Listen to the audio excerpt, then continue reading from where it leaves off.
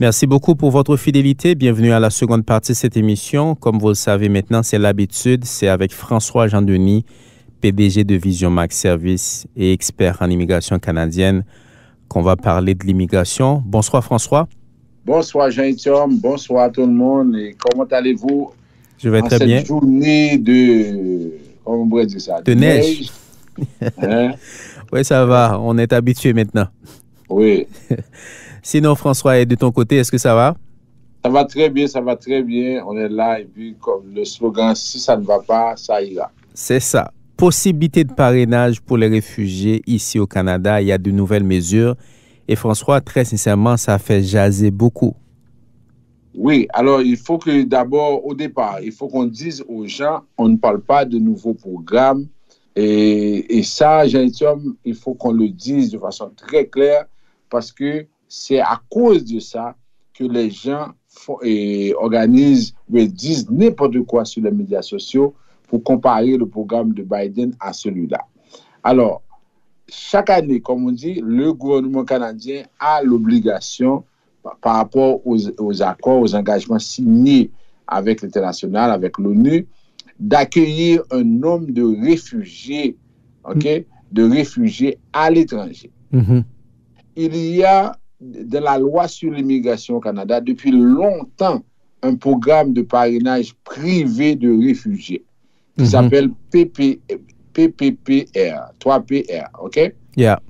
Alors, ce programme-là consiste à parrainer des gens. Parce que comment ça se passe, il faut que les gens comprennent ça bien et ça va, à ce moment, leur permettre de comprendre l'arnaque sur les médias sociaux.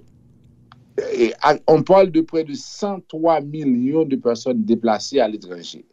Et parmi les 103 millions, il y en a qui sont en Syrie, en Libye, qui sont en Afrique, qui sont en Irak, qui sont en Iran, pas en Iran, en Irak, qui sont en Turquie, n'importe où. Alors, l'ONU, par son programme HCR, au commissariat des réfugiés, l'ONU s'organise pour demander aux pays occidentaux d'accepter un nombre de réfugiés. OK.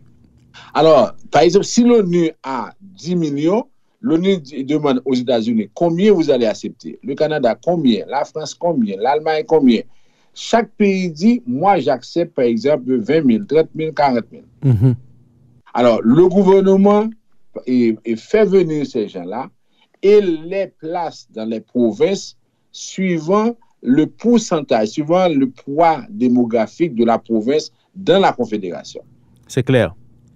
Et maintenant, pour donner plus de chances d'accueillir des gens, le gouvernement dit, nous allons créer un programme de parrainage privé de réfugiés. Okay. Alors maintenant, les gens que nous ne pouvons pas parrainer, nous allons demander à des particuliers, à des églises, à des associations de les parrainer.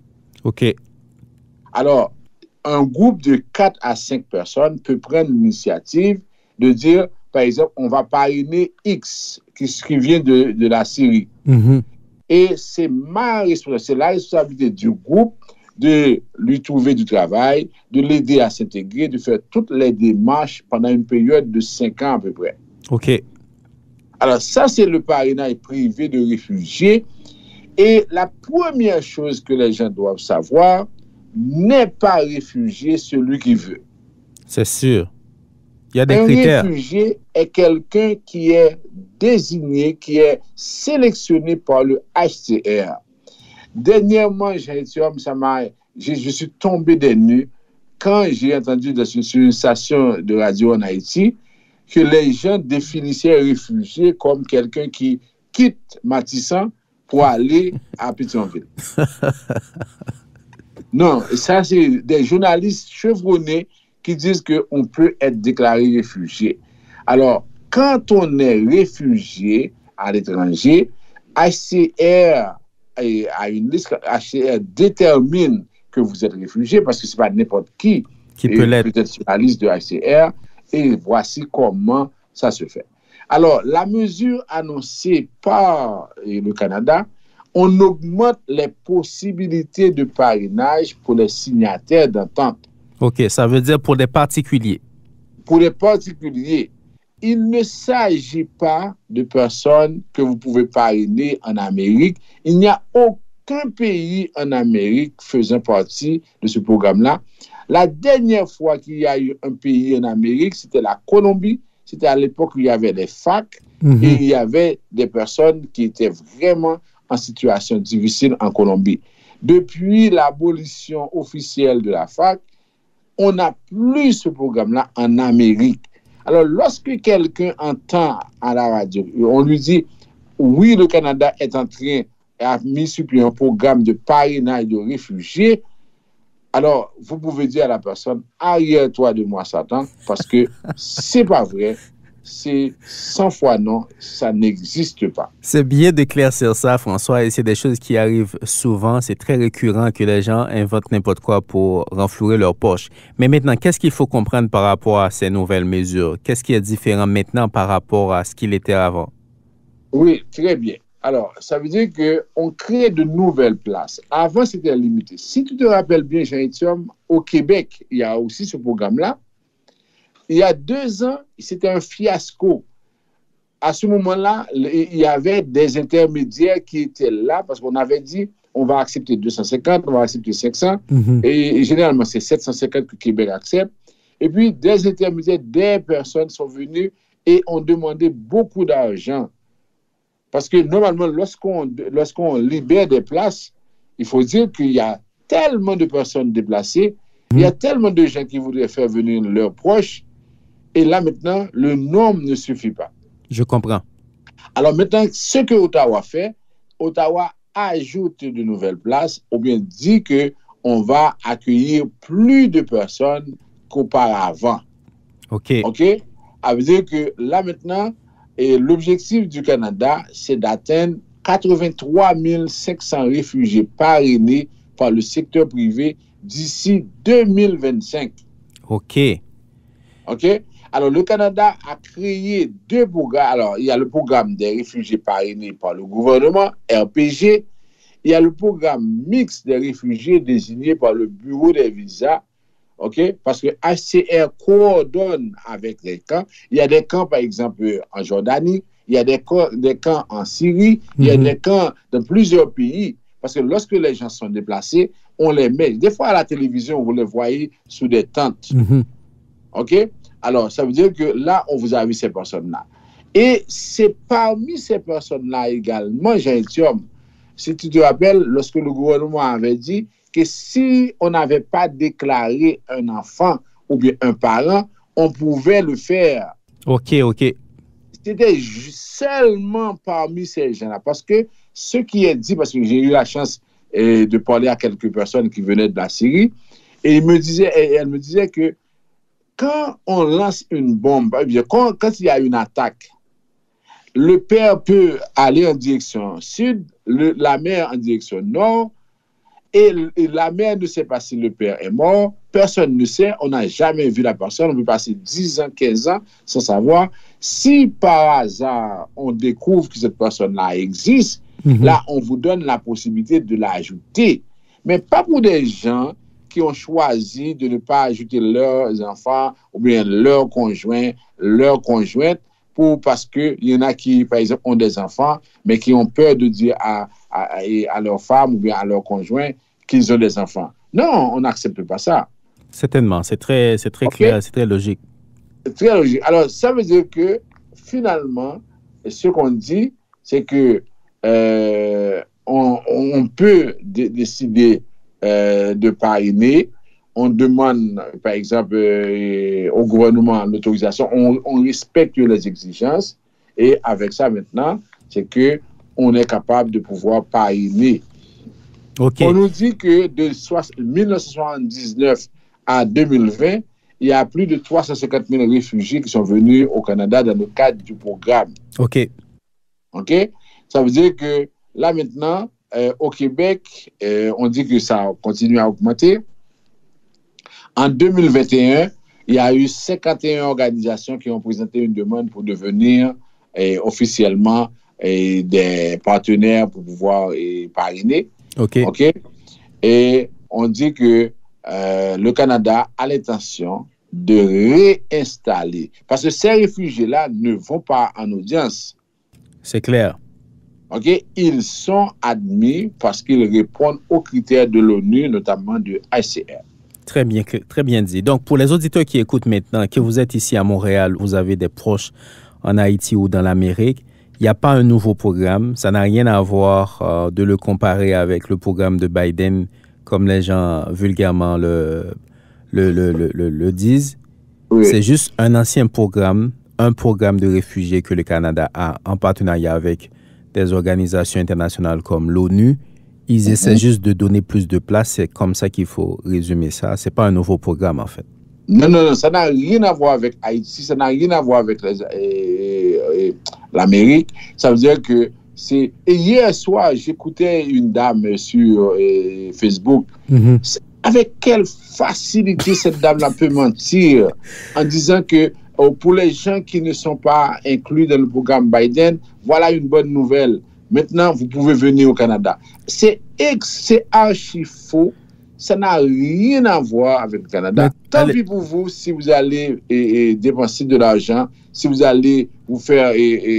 Parce que je trouve que c'est trop facile, Jean-Étienne, que les gens sur les médias sociaux, ils demandent des conseils à tout le monde. Ils demandent à la dame comment je peux faire pour parler de mon frère, ma soeur. On me dit, même à Montréal, il y en a qui continuent à dire qu'on peut parrainer des frères et des sœurs. Et ces bureaux-là, ce qu'ils font, Jean-Étienne, ils envoient la demande au fédéral. Le fédéral, lui, n'a pas à évaluer la demande. Il dit qu'il vous envoie une lettre d'admissibilité. Et c'est lorsque la demande arrive au niveau du Québec, on refuse. Et le monsieur qui fait cette arnaque-là, il dit aux gens, vous voyez, moi j'ai envoyé ça, on avait accepté, c'est Québec qui refuse. C'est ça. Mais le pire dans tout ça, François, c'est que non seulement ils ne vont pas consulter les bonnes personnes, ils sont très têtus souvent, ces gens-là. Ils vont vous dire, non, j'ai écouté, c'est sur les réseaux sociaux, c'est vrai. Et puis, heureusement qu'on essaie de faire de notre mieux pour les éclairer, ceux qu'ils veulent comprendre et entendre. Et puis, on va essayer de regarder comment ça va évoluer, François. Oui, tout à fait. En tout cas, je pense avoir fait le nécessaire. La clarification. Et puis, là, maintenant, on doit continuer à avancer. Ça veut dire qu'il faut que les gens arrêtent de penser que le Canada a créé un programme. Actuellement, on n'a pas le Canada. Le Canada n'a pas Haïti dans ses plans. Même au niveau sécuritaire, le Canada qui pourrait aider, il joue à l'hypocrite. Alors, on n'a pas besoin de parler de ça. En tout cas, c'est ça qu'on dit aux gens. OK. Maintenant, aide familiaux résidents, François, Ottawa a décidé de réduire le temps d'expérience de travail. Oui. Pour le programme des aides familiaux résidents, voilà encore un programme qui existe depuis la nuit des temps. Ça veut dire que ce n'est pas maintenant qu'on parle des aides familiaux résidents. Ce sont des personnes qui viennent ici pour aider des gens qui n'ont pas de temps, qui veulent concilier travail et famille. Alors, ils viennent ici pour pouvoir aider. Alors, ce qui arrive, c'est que souvent, ces gens-là prennent beaucoup de temps avant de devenir résidents permanents. Alors, ce qui s'est passé, le gouvernement canadien, et notamment le ministre de l'Immigration, les députés Salma Azadid et Richie Valdez, ils ont annoncé la réduction de l'expérience de travail au Canada requise pour qu'une aide familiale soit admissible à la résidence permanente. On fait passer ça de 24 mois à 12 mois. OK, c'est de moitié. Oui, alors ça veut dire qu'il y a des places dans le cadre des voies d'accès actuelles pour les aides familiaux qui ont été réservées et pour les gens qui ont déjà une expérience de travail, qui ont un permis de travail, ils peuvent présenter une demande de résidence permanente. Ça va commencer le 30 avril 2023 et sera rétroactif pour les aides familiaux résidents qui ont déjà présenté une demande. Très intéressant. Ça, OK, alors maintenant, et quand on parle d'aide familiale résidente, ce sont les gens qui sont venus ici, qui ont un contrat fermé, contrat de travail fermé avec une famille, avec un particulier, avec une entreprise, ça veut dire aide familiale résidente. Je ne parle pas parce que souvent, on va m'appeler pour me dire « Oh, j'ai ma mère qui garde l'enfant de Jean-Étienne, est-ce qu'elle fait partie de ça ?» Alors, c'est non, on n'a pas ça. Ça veut dire qu'à partir du 30 avril 2023, on donne la possibilité à tous ceux qui ont un contrat et comme aide familiale résidente de pouvoir appliquer, de faire sa demande de résidence permanente. Ça veut dire qu'on réduit les exigences liées à l'expérience du travail pour les personnes qui sont des aides familiaux résidents. OK. Et pour ça, François, Vision Max Service sera là pour accompagner les gens qui ont besoin d'aide. Tout à fait, tout à fait. Dès que la personne veut faire sa démarche de façon saine, de façon sérieuse, nous sommes là. Mais dès que vous voulez m'appeler pour me dire « Oh oui, on a vu sur Facebook, on a dit... » Écoutez, chaque jour, nous sommes en train de donner des informations. C'est avec beaucoup de sacrifices, François. On est avec Géitium. Le samedi, avec radioimmigration.com, on donne des nouvelles. Seulement le dimanche que je ne donne pas de nouvelles. Alors, vous ne pouvez pas m'apprendre des choses en immigration. Quand vous m'appelez, vous me dites, voilà, j'aimerais faire telle chose. OK? Et ensuite, j'ai dit à plusieurs reprises, ne m'appelez pas pour me dire, est-ce que c'est vrai ce qui se fait sur Facebook? Je ne suis pas le porte-parole d'Immigration Canada. Vous voulez faire quelque chose, vous m'appelez, vous venez. Moi, je vous dis, voici les options disponibles. OK? Et c'est comme ça qu'on va pouvoir régler la question, qu'on va pouvoir vous donner des services à la hauteur de vos attentes. Alors, je vais prendre cette opportunité, François, pour vraiment encourager, avant de regarder le dernier point qu'on va aborder, aux auditeurs, faites attention avec ces éléments-là sur les réseaux sociaux. Ils n'ont compte à rendre à personne. Ils n'ont vraiment pas de compte à rendre à personne. On se rappelle, il y a 2 semaines, il y a des gens, juste en Turquie, qui se sont retrouvés avec des gens sur les réseaux sociaux qui les ont promis le paradis. Au final, ils se sont retrouvés en Turquie sans aucun document, sans pouvoir se déplacer. Dans les décombres, c'est pas intéressant. Faites attention avec ces personnes-là qui vous disent toutes sortes d'affaires sur les réseaux sociaux. Ceci étant dit, François, en Alberta, des étudiants étrangers estiment qu'ils sont exclus des mesures d'accompagnement du gouvernement. Et là, c'est pas très jojo. Oui, il y a des représentants d'étudiants étrangers en Alberta qui se disent exclus des nouvelles mesures d'aide financière annoncées par le gouvernement provincial. Et ces mesures-là concernent seulement les citoyens canadiens, les résidents permanents et les personnes qui vivent dans la province avec un statut de personnes protégées. Ils estiment qu'ils sont livrés à eux-mêmes lorsqu'il est question d'aider les étudiants à faire face au coût de la vie. Parce que normalement, le gouvernement de l'Alberta, comme celui du Québec et d'autres provinces, ont choisi d'aider les gens face au coût de la vie, face à l'inflation. Alors, les étudiants des étrangers disent qu'ils font face aux mêmes problèmes que les citoyens, que les résidents, que les personnes protégées. Alors, pourquoi on ne les inclut pas dans ces mesures spéciales? Mais ce qu'ils doivent savoir, ces étudiants étrangers-là, sans vouloir défendre le gouvernement, ils sont des étrangers. Certainement. Ils sont des étrangers, ça veut dire que là, on comprend que le gouvernement n'est pas obligé.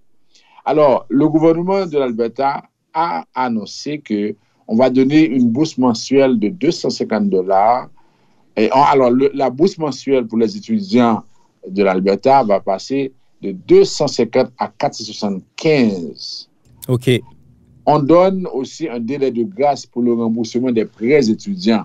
Ça se comprend. OK? Il y a 164 000 étudiants albertains qui ont des prêts pour études. Alors là, maintenant, ils bénéficient de ça.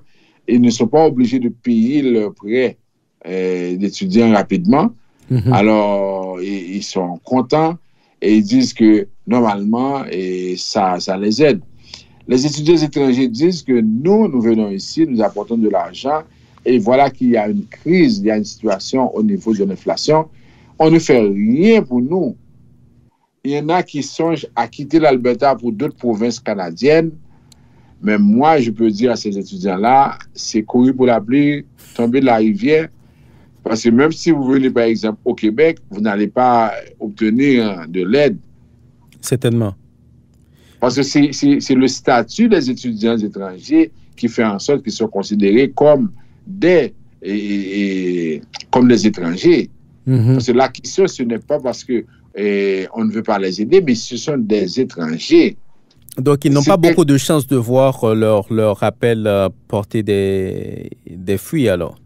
Non, pas du tout, parce que ce sont les étrangers. Dans les lois au Canada, on ne prévoit pas de l'aide pour les étrangers. Les étrangers sont les visiteurs, sont les étudiants étrangers, sont les travailleurs et temporaires. Mm-hmm. OK? Alors, ce n'est pas prévu. Alors, je comprends qu'ils font face à des difficultés, mais cependant, on les fait venir parce qu'on veut avoir de l'argent. Oui, il y a ça aussi dans l'aspect étudiant international que souvent on oublie. Alors, qu'est-ce qui pourrait être fait? Ça veut dire que moi, je pense qu'on pourrait peut-être regarder au niveau de certaines dépenses de les universités, comment on pourrait les soulager, et parce que la situation est grave pour tout le monde. Oui. Mais cependant, réclamer ça comme les résidents permanents, comme les citoyens canadiens, tout ça, c'est clair que c'est un peu dépasser les limites, je dirais.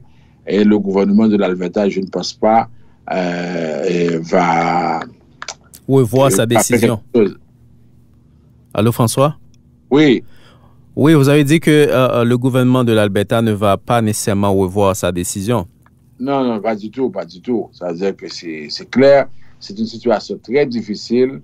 Alors, peut-être qu'on pourrait réduire les frais.